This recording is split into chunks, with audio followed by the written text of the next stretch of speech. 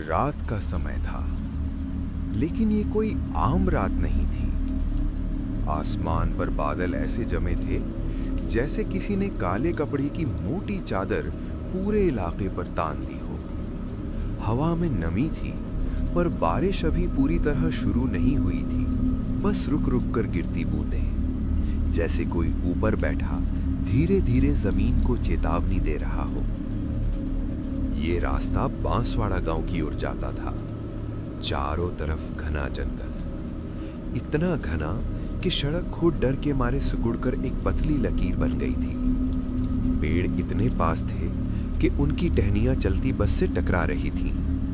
ठक ठक ठक, मानो कोई दरवाजा खटखटा रहा हो। बस के अंदर पीली सी लाइट जल रही थी, पुरानी, कमजोर, कांपती हुई। अभय, उम्र 28 साल, खिड़की वाली सीट पर बैठा बाहर देख रहा था। 5 साल बाद गांव लौट रहा था। शहर की जिंदगी ने उसे थका दिया था। काम, भीड़, आवाजें, सब कुछ। लेकिन असली वजह कुछ और थी। उसके पिता की अचानक मौत। फोन पर बस इतना कहा गया था, जल्दी आजा बेटा, यहां कुछ ठीक नहीं चल रहा। बस में कुल 9 लोग थे। कोई बात नहीं कर रहा था। ड्राइवर ने भी रेडियो बंद रखा था। खामोशी इतनी गहरी थी कि किसी की खांसी भी चौंका दे। अभय ने महसूस किया, ये इलाका पहले जैसा नहीं रहा। जंगल पहले से ज्यादा पास आ गया था, जैसे रास्ता निगल लेना चाहता हो। तभी धड़ाम, बस एक झटके से रुकी। सभी आगे की ओर झुक गए। ड्राइवर ने बिना पलटे कहा, इंजन गर्म हो गया है। वो नीचे उतरा। बस के बाहर उतरते ही हवा का एक ठंडा झोंका अंदर घुस आया। अभय की गर्दन अपने आप से हिल गई। बाहर अंधेरा इतना घना था कि बस की हेडलाइट भी उसमें डूबती लग रही थी। तभी धुंध के भीतर एक आकृति हिली। पहले लगा कोई पेड़ है, फिर वो आगे बढ़े। एक बुजुर्ग आदमी, पीठ झुकी हुई, कपड़े भीगे, कदम तेज, जैसे यहां खड़ा रहना उसके लिए खतरे से खाली ना हो। वो ड्राइवर के पास पहुंचा। बेटा, ये बस मालघाट मोड़ तक जाएगी ना? ड्राइवर ने टॉर्च की रोशनी उस पर डाली। हाँ बाबा, लेकिन देर लगेगी। बूढ़ा आदमी कुछ पल चुप रहा, फिर बोला, रात खराब है, मैं अंदर बैठ जाऊं? ड्राइवर ने सिर हिलाया। बूढ़ा बस में चढ़ा। उसके कदमों की आवाज अजीब थी, जब जब गीली मिट्टी जैसी। वो एक एक सीट देखता हुआ आगे बढ़ा। किसी ने नजर नहीं मिलाई, जैसे सब जानबूझकर उसे अनदेखा कर रहे हो। वो आकर अभय के सामने रुका। काफी देर तक बस उसे देखता रहा, फिर धीरे से बोला, तू शहर से आ रहा है और गांव से डरता है। आप कैसे जानते हैं? गांव अपने लोगों को पहचान लेता है। उसने अपनी जेब से एक पुराना धागा निकाला, लाल रंग का, बीच में एक छोटा सा धातु का टुकड़ा। इसे रख ले। नहीं बाबा, मुझे इन चीजों पर भरोसा नहीं। भरोसा आज नहीं, आज की रात मांगेगी। अभय को अजीब लगा। इंजन की आवाज आई। बस स्टार्ट हो गई। ड्राइवर चढ़ा। बूढ़ा आदमी अगले मोड़ पर उतर गया। धुंध में ऐसे गायब हुआ जैसे कभी था ही नहीं। अभय को अजीब सी बेचैनी हुई। उसने खिड़की से बाहर देखा। कहीं बहुत दूर एक मल को लगा वो बूढ़ा बस की ओर देख रहा है। रात के 11 बज चुके थे। बस बांसवाड़ा के पुराने स्टॉप पर रुकी। पूरा इलाका सुनसान, न दुकान, न कुत्ते, न रोशनी। बस चली गई। खामोशी और गहरी हो गई। अभय ने बैग कंधे पर डाला। घर तक जाने के लिए करीब 3 किलोमीटर पैदल चलना था, जंगल के बीच से। पहले 10 मिनट सब ठीक, फिर हवा ठंडी होने लगी। कदमों की आवाज अब अकेली नहीं लग रही थी। अभय रुका, पीछे मुड़ा। कुछ नहीं, लेकिन फिर सर, कान के पास हवा, जैसे कोई बहुत पास से गुजरा हो। कौन है? उसकी आवाज कांप गई। कोई जवाब नहीं, लेकिन दिल जानता था वो अकेला नहीं है। उसने जेब में हाथ डाला। वो लाल धागा वही था। छूते ही उंगलियों में हल्की सी गर्माहट दौड़ गई। अभय ने उसे कलाई पर बांध लिया। तभी पेड़ों के बीच एक काली आकृति हिली। धीरे धीरे बिना आवाज की उसकी ओर बढ़ने लगी। अभय का दिल जोर से धड़कने लगा। वो पीछे हटने ही वाला था कि आवाज उसके नाम की थी, अभय। लेकिन वो आवाज किसी इंसान की नहीं थी। अभय। आवाज फिर गूंजी, इस बार पहले से ज्यादा पास। इतनी बास के लगा कोई कान के बिल्कुल पीछे खड़ा है। अभय ने झटके से पीछे देखा। कुछ नहीं, बस काली सड़क, दोनों ओर खड़े पेड़ और उनके बीच लटकती स्याही जैसी रात। उसकी सांस तेज हो चुकी थी। ये सिर्फ दिमाग का वहम है। वो खुद को समझाने की कोशिश करने लगा, लेकिन उसके पैर मानने को तैयार नहीं थे। वो जैसे जमीन में धंस गए हों। तभी पेड़ों के बीच वो काली आकृति फिर हिली। अब साफ दिख रही थी। कद इंसान जितना, लेकिन शरीर पूरी तरह अस्पष्ट, जैसे धुएं से बना हो। उसका चेहरा था ही नहीं, बस दो गहरे गड्ढे जहां आंखें होनी चाहिए। अभय की सांस अटक गई। कौन है तू? वो मुश्किल से बोल पाया। आकृति रुकी, फिर उसके भीतर से आवाज आई, तू बहुत देर से लौटा है अभय। ये आवाज उसे जानी पहचानी लगी। दिल जोर से धड़का। उसने एक कदम पीछे लिया। आकृति आगे बढ़ी। उसकी चाल अजीब थी। पैर जमीन को छूते नहीं थे, फिर भी पत्ते चरमराने लगे।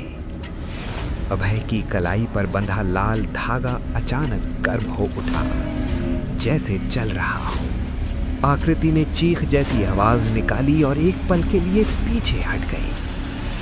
अभय को मौका मिल गया। वो मुड़ा और भाग पड़ा। भागते हुए जंगल, रास्ता साफ नहीं था। कहीं कीचड़, कहीं पत्थर, कहीं जड़ें। वो गिरते पड़ते दौड़ रहा था। पीछे से आवाजें, हंसी, सरसराहट, फुसफुसाहट। रुक जा भाई, थक जाएगा, हम तुझे छोड़ेंगे नहीं। उसका सीना जल रहा था, सांस टूटने लगी। तभी सामने एक पुराना लकड़ी का घर दिखाई दिया। पीली सी रोशनी अंदर से आ रही थी। अभय बिना सोचे दरवाजे की ओर दौड़ा। कोई है, दरवाजा खोलो। उसने जोर जोर से पीटना शुरू किया। पीछे वो काली आकृति तेजी से पास आ रही थी। तभी दरवाजा चरमराया। अंदर से एक बुजुर्ग आवाज, पहचान बोल। सच्चा देह बोले तो द्वार खोले। एक पल की चुप्पी, फिर दरवाजा खुल गया। अभय अंदर गिर पड़ा। दरवाजा जोर से बंद हुआ। घर के भीतर अंदर धुंधली लालटेन जल रही थी। 3 बूढ़े लोग मंत्र बुदबुदा रहे थे। उनकी आंखों में डर था, लेकिन चेहरों पर सख्ती। तू किसका बेटा है? मैं शंकर मास्टर का बेटा हूँ। तो तू ही है जिसके बारे में कहा गया था? किसके बारे में? सब एक दूसरे को देखने लगे। फिर सबसे बुजुर्ग बोला, जिस रात वो साया दोबारा जागेगा, उसी रात शंकर मास्टर का बेटा लौटेगा। ये सब क्या है, मुझे सच बताइए। पहले ये बता, रास्ते में तुझे कुछ दिया गया? अभय ने कलाई दिखाई। लाल धागा। तीनों के चेहरे पीले पड़ गए। वो आ चुका है। कौन? छल छाया। ये गांव पहले शांत था, पर 5 साल पहले एक कांड हुआ। गांव का पुराना जमींदार हरिदत्त राणा, लालची, निर्दयी, उसने जंगल के बीच एक सिद्ध स्थल पर जबरदस्ती कब्जा करना चाहा। वहां तंत्र साधना होती थी। गांव के लोग मना करते रहे, लेकिन उसने एक तांत्रिक को जिंदा जला दिया। उसी रात गांव वालों ने मिलकर हरिदत्त को मार डाला। उसकी लाश पीपल के नीचे दबा दी। पर मरा सिर्फ शरीर, आत्मा नहीं। वो आत्मा रूप बदलती है, आवाज बदलती है, यादें चुराती है। उसी को कहते हैं छल छाया, और जो उसका नाम सुन ले वो उसका हो जाता है। तो मेरा नाम कैसे? क्योंकि तेरे पिता उस हत्या के गवाह थे। मेरे पापा कैसे? छल छाया गवाहों को नहीं छोड़ता। और जो बच जाता है उसे वापस बुलाता है। वो कौन था जिसने मुझे धागा दिया? वो भी मरा हुआ है बेटा, सालों पहले। इस गांव में रात के बाद 3 नियम हैं। पहला, अगर कोई आवाज दे तो जवाब मत देना। दूसरा, अगर कोई जाना पहचाना दिखे तो पास मत जाना। तीसरा, अगर कोई दरवाजा खटखटाए तो पहचान सुने बिना मत खोलना। और अगर छल छाया सीधे सामने आ जाए? तो सिर्फ हनुमान का नाम और वो धागा। खिड़की के बाहर तभी ठक ठक ठक ठक खिड़की पर आवाज आई। सब चुप। फिर अभय, माँ मत जा। खिड़की पर अब चेहरा दिखाई दिया, बिल्कुल माँ जैसा, लेकिन आंखें पूरी काली। दरवाजा खोल बेटा। लाल धागा अचानक चलने लगा। माँ का चेहरा धीरे धीरे पिघलने लगा, हड्डियां दिखने लगीं और वही आवाज। खिड़की के बाहर सब कुछ शांत हो गया। बुजुर्ग ने गंभीर स्वर में कहा, या तो उसकी हड्डियां जलाई जाएं, या फिर गांव खत्म। अभय ने आंखें बंद की। उसे समझ आ गया, वापसी का रास्ता अब बंद हो चुका है। रात अब और गहरी हो चुकी थी। घर के भीतर लालटेन की लौ कांप रही थी, जैसे उसे भी बाहर के अंधेरे का डर हो। खिड़की के बाहर से आती ठंडी हवा अब किसी सांस जैसी लग रही थी, जीवित नहीं मगर जागती हुई। अभय जमीन पर बैठा था, उसका सिर दोनों हाथों के बीच झुका हुआ। माँ का चेहरा, वो आंखें अब भी उसकी पलकों के अंदर तैर रही थी। वो मेरी माँ की आवाज कैसे निकाल सकता है? छल छाया सिर्फ रूप नहीं चुराता बेटा, वो यादें भी पी जाता है। कमरे में सन्नाटा छा गया। फिर सबसे बुजुर्ग बोला, अब समय नहीं बचा। अगर आज रात पीपल के नीचे दबी हड्डियां नहीं जली तो अगली अमावस पर ये पूरा गांव नहीं बचेगा। मैं चाहूंगा। तीनों बुजुर्ग एक साथ चौंक गए। अकेला? तू पागल है, कोई वहां से जिंदा नहीं लौटा। अभय की आंखों में डर था, लेकिन उससे ज्यादा दृढ़ था। मेरे पापा मरे, मेरी माँ की आवाज का मजाक बनाया गया, अब ये वहीं खत्म होगा। तो सुन, पीपल का नियम। वो पीपल का पेड़ साधारण नहीं है। वहां जमीन और दूसरी दुनिया के बीच की दीवार पतली है। वहां 3 बातें याद रखना। पहला, पीछे मुड़कर मत देखना। दूसरा, किसी की आवाज पर नाम लेकर जवाब मत देना। तीसरा, अगर कोई तुझे रोके तो आंख मिलाना मत। और सबसे जरूरी, अगर तुझे तू खुद दिखे तो समझ जाना वो छल छाया है। अभय का शरीर ठंडा पड़ गया। जंगल की ओर। रात के 1:47 अभय जंगल की ओर बढ़ा। हाथ में लालटेन, कलाई पर लाल धागा। हर कदम पर जंगल ज्यादा चुप होता जा रहा था।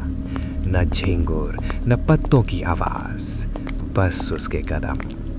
कुछ दूर चलते ही हवा बदल गई। बाहर ही दबी हुई, जैसे कोई बहुत बड़ा सीना सांस ले रहा हो। तभी पीछे से आवाज आई। उसने कदम तेज कर दिए। इस बार आवाज उसके पिता की थी। अभय की आंखें भर आई, लेकिन उसने जवाब नहीं दिया। पीछे से कदमों की आवाज तेज हो गई। आकृति रुकी। तभी पीपल का पेड़, कुछ ही देर में वो वहां पहुंच गया।